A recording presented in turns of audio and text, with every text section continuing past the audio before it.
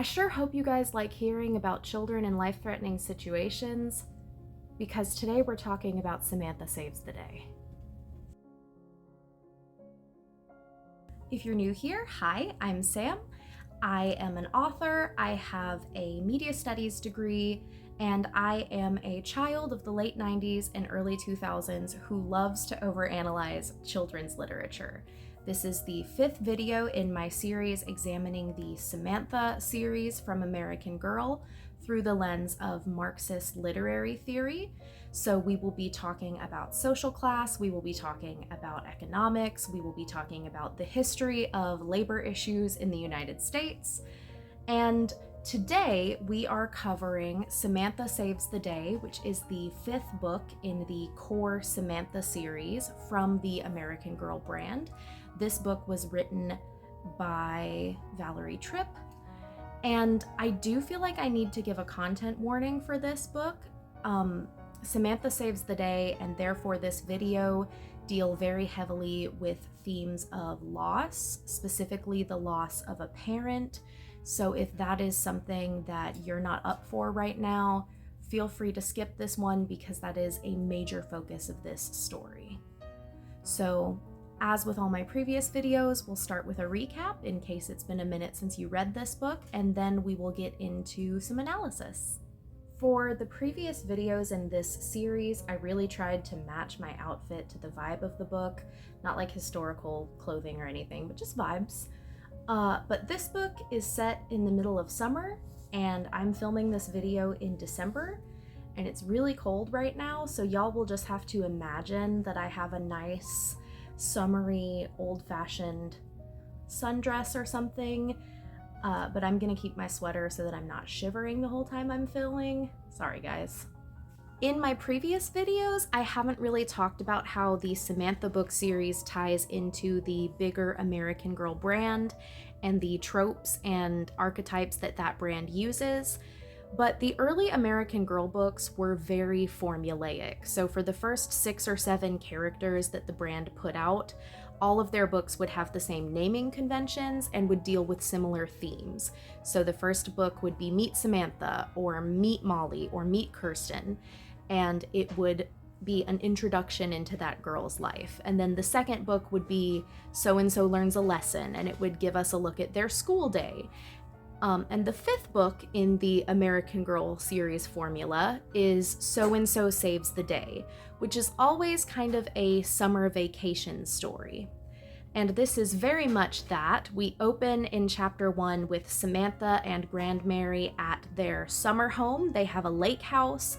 It's this beautiful log cabin. It's actually several log cabins. It's almost like each room is a single room log cabin and they're all kind of clustered together, and it's set on this private lake in the middle of the forest. It's very beautiful, and they are gathered here for a few weeks of summer fun with Uncle Gard and Aunt Cornelia, with Agnes and Agatha, who we met in Happy Birthday Samantha, and with Admiral Bemis, who is Grand Mary's special friend who visits her every summer. And they very obviously have a thing. They're very clearly romantically interested in each other, which is, it's fun. I enjoy it. So everyone is gathered at Grand Mary's summer home, and we quickly learn that this lake house is where Samantha's parents died. They drowned sailing out to an island in the middle of the lake called Teardrop Island.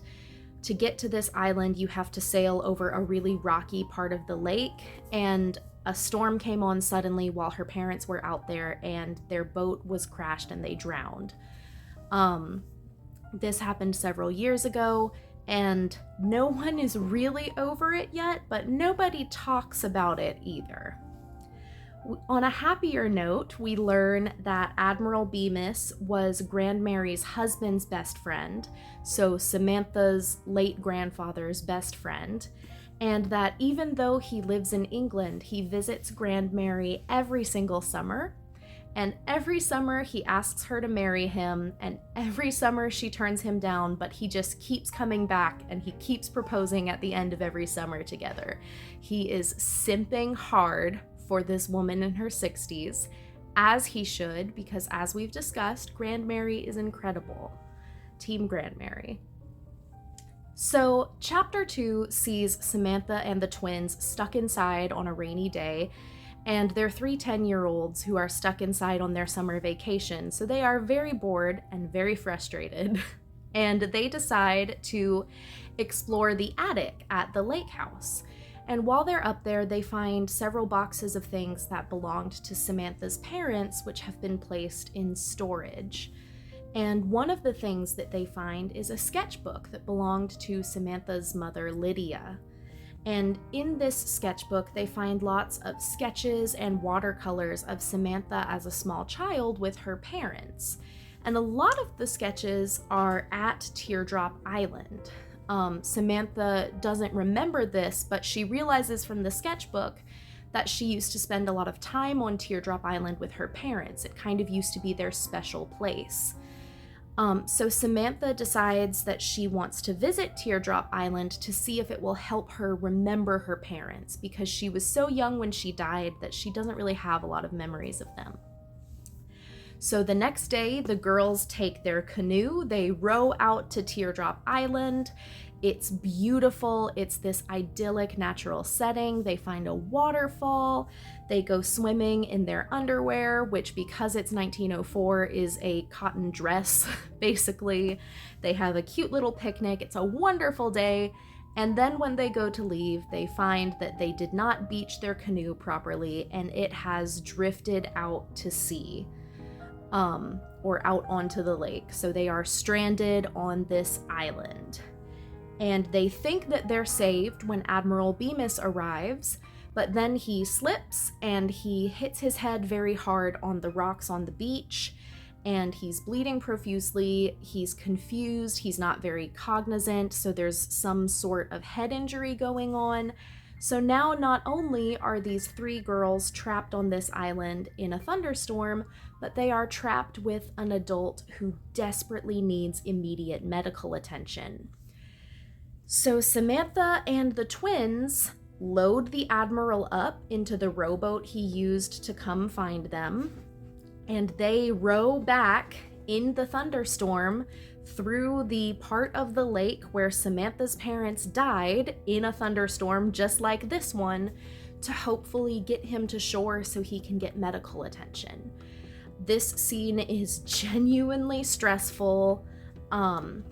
They make it through the storm after some very near misses. Guard and Cornelia and Grandmary scoop them up and take them all inside. The Admiral gets medical attention and he thanks the girls because they probably saved his life. And Samantha talks to Grandmary and Uncle Guard about her parents. She tells them why they were going back to the island because she's trying to remember her parents. And she and Grandmary make plans to go out to the island together in the future, hopefully when it's not dangerous storm conditions.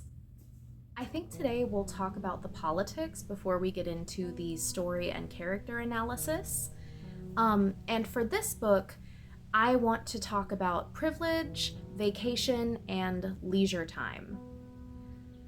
So, Samantha's grandmother owns at least 2 houses. And this is not a lake house that she rents for part of the year. This is not a lake house that she has a timeshare on or that she shares with other relatives. This is her second home that sits empty for 80 to 90% of the year so that she and Samantha can come stay in it and use the lake during the summer for like maybe 1 or 2 months, which is so expensive. And maybe it's just because I am currently living through a housing crisis in the United States, but the amount of waste in having a home that you do not use for 11 months out of the year is galling to me. And That's another really good indicator of the wealth bracket that Samantha's family is in, right? Not only can they afford to have one very nice house that is fully staffed by servants, they can afford to have two houses that are fully staffed by servants. And it does mention in the book that some of their servants from the house in Mount Bedford came with them, but there are also these boat worker guys who seem to work year-round at the lake house. So it's possible that Grandmary is employing people to maintain this house that she doesn't even live in, which again is just like an insane level of wealth to me. But this is not uncommon for people of this social class at this point in history. The Peek into the Past section at the end of this book talks about this. It talks about vacation trends in the early 1900s, like the 1900s, the first decade of the 20th century. And yeah, it's kind of dripping with privilege, right? Even today, vacation is a privilege. Someone with a full-time job can't just drop everything to go stay in a cabin in the woods for several months out of the year, or to go stay in a beach house for the entire summer. And that's true today. It was even more true in 1904, before there were laws about overtime, before we had the 40-hour work week, when paid vacation time was not even something anyone had thought of. People who worked for a living couldn't do stuff like this, even if somehow they had access to a second home that they could vacation in. So the Peek into the Past section talks about how wealthy Americans like Grandmary and Samantha would vacation in these log cabins, and they kind of imagined that they were living like pioneers. Of course, they weren't living like pioneers. They weren't hauling their own water. They weren't subsistence farming. They didn't build these log cabins themselves. And they were living this pioneer, rustic, rural fantasy, all while being catered to and cleaned up after by a full staff of servants. It's kind of the 1904 equivalent of paying several $1,000s for a wilderness retreat with catering and a spa, right? And this discussion in the nonfiction chapter at the end of this book about these poverty play vacation trends remind me a lot of the recent controversy around the cottagecore aesthetic online. I found a really awesome video by YouTube user Snappy Dragon, this video right here, where they mention how this is a thing that wealthy people have done forever. This goes back to at least ancient Greece, with wealthy people kind of wanting to role play the romantic parts of rural life, or what they imagine rural life to be. So the connection to nature and the simplified way of life, without actually doing any of the labor or any of the things that make that really difficult for people who are actually rural working class. I learned from that video that Marie Antoinette had a boutique farm that she and her French noble friends would vacation at as an escape from court life, where they would basically role play their romanticized version of being a farm wife. So this is something very, very old, and we can sort of see that same romanticization of rustic living in what Samantha and her family are doing. They're role-playing a very romanticized idea of what frontier living was like. Even within the American Girl series, if we compare this book and the things that Samantha and her friends are doing in their log cabin in New York to Kirsten's series, which is about an actual pioneer family, it is night and day. No one is dying of cholera in Samantha's family's pioneer fantasy, right? And this is, again, a thing that is very, very old, and a thing we still see today with movements like cottagecore, where wealthy people who are completely disconnected from these realities are romanticizing poverty, basically. They're romanticizing working class life, but specifically rural working class life. And I think that, again, that is a really interesting look into how privileged Samantha is, and at the ways that these things carry through different stages of history. Because Marie Antoinette and her roleplay farm, Snappy Dragon calls it a farm-themed amusement park, which I think is so perfect. And Samantha, in her pioneer cabin, which is fully staffed by mostly immigrants and people of color who take care of her, and modern day cottagecore folks who are spending thousands of dollars on wood burning stoves that are actually worse for the environment than just using a regular stove. It's all kind of the same thing manifesting in different cultures over time, right? And I think that was really interesting. I don't have anything super deep to add to this conversation, but it is something that I thought was worth commenting on and worth pointing out, and just acknowledging that wealthy urban people wanting to escape the city into a fantasy of a simpler life is kind of a universal thing. Now getting into some thoughts and some analysis from more of a plot and character standpoint. Y'all know I have to start by complaining about another book with a tragic lack of Nellie representation.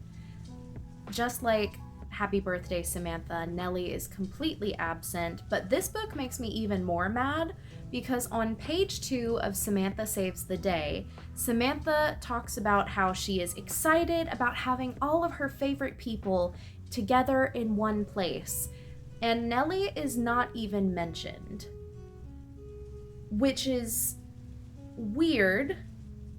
Considering how much effort was put into the first 2 books in this series into building Nellie up as someone who's very important to Samantha, but B, it's weird considering what a huge role Nellie is going to play in the final book in the series and in the extended media after that.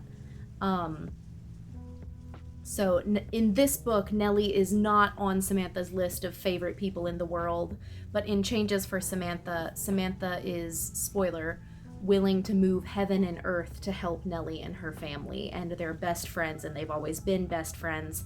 And that inconsistency is just weird to me. It's always been weird to me. It was something I noticed even reading these books as a kid, and it really feels like there was tension in behind the scenes in the creation of Samantha's series about who Samantha's best friend was. Susan Adler, the author of the first 2 Samantha books, seems to believe that Nellie is Samantha's best friend and that relationship is the core of the series. Valerie Tripp, who wrote this book and the ones before and after it, kind of seems to want Agnes and Agatha to be Samantha's best friends, and it seems like the team was never really able to resolve that in a satisfactory way, because as it is, there's this weird tension where if Nellie's in a book, Agnes and Agatha can't be in it, and if Agnes and Agatha are in a book, Nellie can't be in that book, and when Nellie's around, Nellie is Samantha's best friend, but when Agnes and Agatha are around, they're Samantha's best friends, and we can't acknowledge that the other friend exists when they're not on screen or on the page. It's very strange. And again, it wouldn't bother me if Nellie's storyline didn't come back in such a huge way in Changes for Samantha. I also think this book, alongside Samantha's Surprise, does a lot of character work. This book really develops the relationships between Samantha and Grandmary and Uncle Guard, and it also is the only book in the series that really gives us a look not only at Samantha's relationship with her parents, but at how the family is grieving that loss. Samantha was so young when her parents died that she doesn't really remember them at all, and this seems to really bother her. She seems frustrated that she's not able to remember her parents and remember the good times that she had with them before they passed away. Grandmary doesn't really seem to talk about them ever and doesn't keep any of their stuff around. So that might also be part of the reason that Samantha doesn't remember them, because she doesn't have any reminders of them around her. She doesn't have any photos. She doesn't have any of their stuff. It's just kind of like the entire family pretends that nothing ever happened, which is a thing that happens in some families as a reaction to a huge loss like this, especially an unexpected loss. I'll come back to the grief and loss stuff in a second when we talk about Grandmary.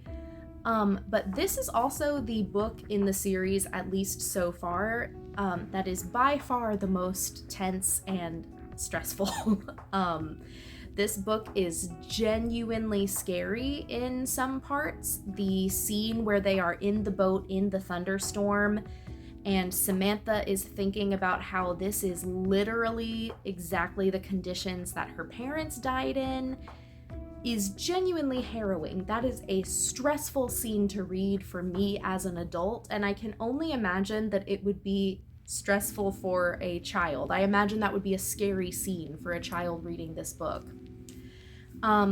It's really scary that the adult who is supposed to keep Samantha safe is injured and is not able to take care of her. And not only does she have to keep herself safe, she has to step up and take care of this adult, and she has to be the one to protect him. And that's a very mature theme for a book that is fundamentally a marketing gimmick for a toy line.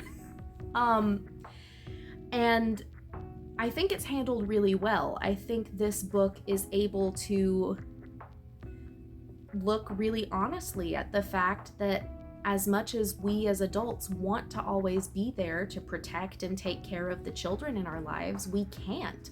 And there will be times when kids are going to have to take care of themselves. And there will be times when kids are going to have to step up and take on responsibilities that they're not really old enough for. And I really like the way this book handles that, and I think it's done very well.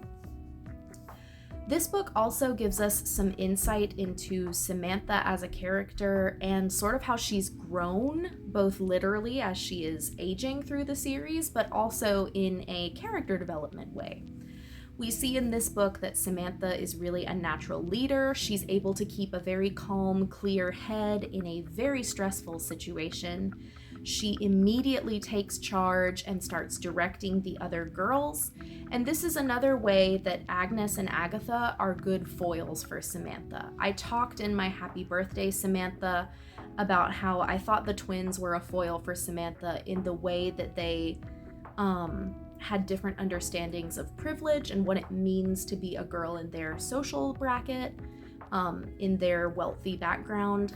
But I also think in this book, they're foils in the way that they handle a crisis. The twins are really bold and spunky when they're in a safe, familiar environment. When they're in the city, they run that place and they are doing what they want and they don't give a shit and they are very bold and very brave. But when they are in this actual dangerous situation, they completely shut down. They go into a panic and they do not know what to do. And Samantha is the one who has to ground them and direct them to keep all three of them safe.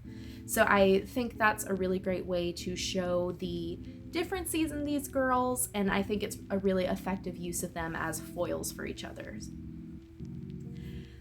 Like I mentioned, there is a scene on the boat where Samantha has the thought, this is on the page, that this is how her parents died. She's in this boat. She's trying to navigate in a thunderstorm. The rain is coming down so hard she can't see where the rocks are. She is trying to navigate this big, unwieldy boat to get them all to safety. And she has the thought, this is what my parents were experiencing in the moments before they died. This is how my parents died. And she doesn't even get to process that because she's too busy keeping herself and these two girls and this injured old man from drowning. She's so busy trying to keep everyone alive and trying to keep going that she doesn't even have time to process that whole thing. This book has a lot of growing up moments for Samantha, and I think that's a really clear example of that. She kind of gets her first trial by fire in this book. This is the first really hard adult thing that Samantha has ever had to do. At the end of the book, after Samantha and the twins make it back to shore, we get a rare, vulnerable moment from Grand Mary, who is probably also aware that this is how her daughter died, and now her granddaughter is out on the lake in the same conditions. Which raises a really interesting question, which is, who was Lydia Parkington? This is the book that mentions her the most. We don't really learn a lot about Samantha's dad, but we do learn a lot about her mother in this book. And this is the only book, at least in the core Samantha series, that really talks about her parents in any sort of detail. So who was Lydia? What can we infer about Lydia as a character from this book? We know that she was an artist. Samantha finds her sketchbook, and she was really good. The sketches and the watercolors are very masterfully done. She seems to have been a nature lover. She sketched a lot of plants and animals, and she spent a lot of time out on the lake and out in nature with her husband and their daughter. The watercolors and the sketches that she put the most effort into were ones of her family, specifically her husband and baby Samantha, so we can infer that they were really important to her. She seems to have genuinely enjoyed being a wife and mother, although we should remember that she had help.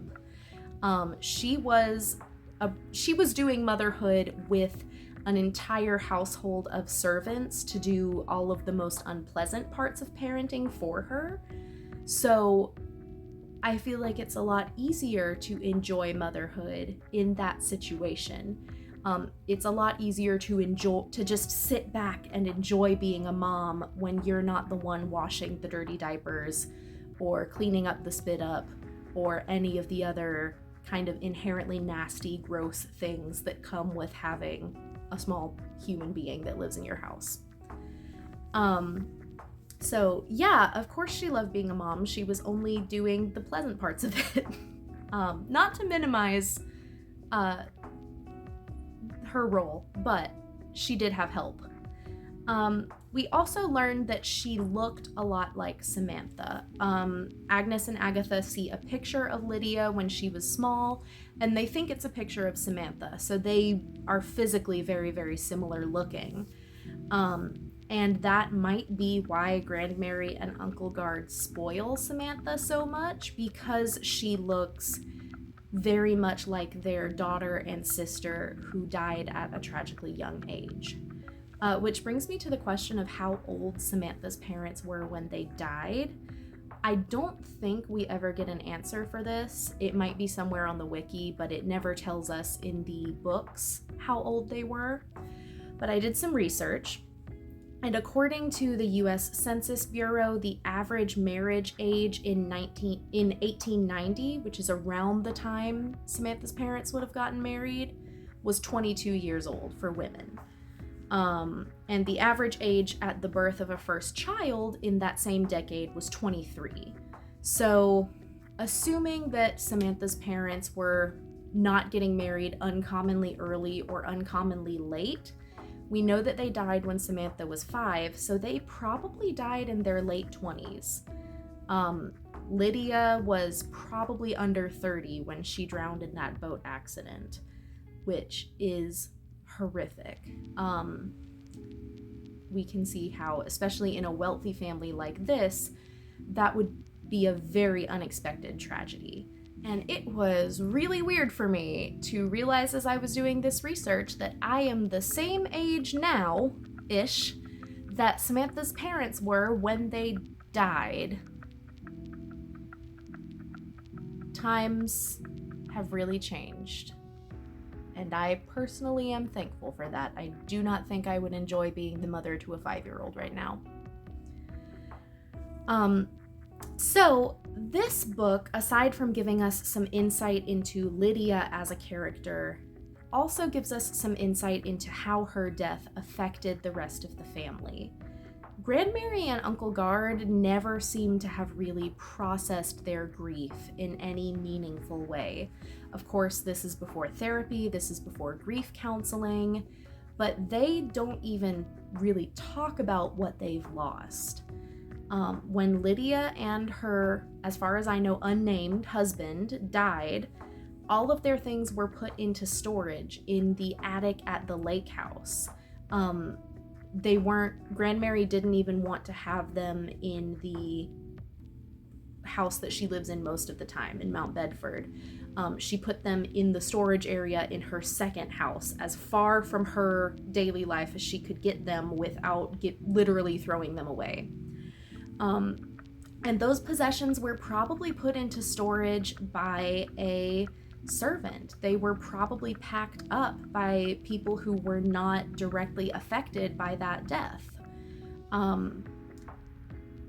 I know that when I have lost family members that were very dear to me, thankfully not in an unexpected tragic accident, but due to long illnesses and old age and things like that, it was very cathartic for me and almost healing in a way to go through their things and pack them up, and figure out what we were going to keep and what we were not. And that's a really difficult thing to do. It's really, really emotionally challenging to look at all of the physical possessions of someone you love dearly and decide what goes into storage, what becomes a family heirloom, and what gets thrown out. That is really hard to do. But I think it's also an important part of the healing process. It makes the loss of that person feel real, and it helps you start to process them passing on. And Grandmary and Uncle Gard never got that. They basically had someone else come in and erase all evidence of this loss that had taken place. And by never having to confront any reminders of Lydia, they've never really had to confront that Lydia is gone. So Samantha is really the only part of Lydia that they have left. They have her daughter who looks just like her. And like I said, I think that's why this family dynamic is so odd. I think that explains some of the weirdness in the way that Grandmary and Uncle Gard have raised Samantha. Because in a way, she's their only link to this person that they've lost. And I think it's not until Samantha is in danger in a very similar situation. It's not until they're faced with the reality that they might lose Samantha in the same way that they really start to process what happened. They start to talk about it. You know, Grandmary agrees to go with Samantha to Teardrop Island. They're remembering the good times.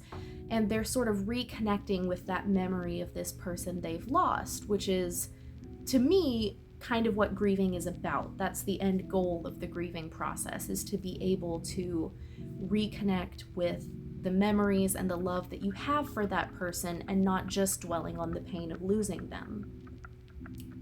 So this book manages to deal with all of that in a way that is somehow still also a fun, action-packed adventure book for kids, which is very impressive. I think this is the best written book in the series so far. Not necessarily my favorite, but it's the one that I think is the most well-crafted as a piece of writing. It's definitely the most impactful on an emotional level. I got genuinely emotional reading this book. And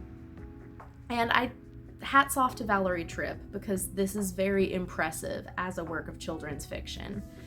But yeah, those are my thoughts on Samantha Saves the Day, and we are almost done with the series. We only have one book left to go. So join me next time when we talk about Changes for Samantha, which truly does live up to its name, and I'll see you then. Bye!